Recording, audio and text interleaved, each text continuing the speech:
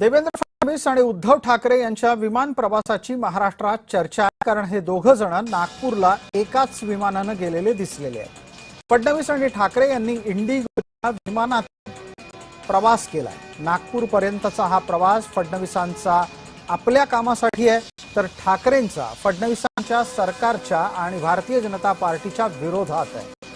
देवेंद्र फडणवीस नागपूरला निघालेले असताना त्यांनी इंडिगोच्या विमान प्रवासासाठी जे तिकीट काढलं त्यात त्याच्या मागच्याच रांगेत संजय राऊत बसलेले दिसतात आणि ज्या रांगेत फडणवीस आहेत त्याच रांगेच्या उजव्या हाताला उद्धव ठाकरे आणि आदित्य ठाकरे बसलेले आहेत। आदित्य ठाकरे, उद्धव ठाकरे, देवेंद्र फडणवीस, संजय राऊत ही सगळी मंडळी एकाच विमानातून नागपूरला निघालेली आहेत, दृश्यातून सिद्ध होतंय।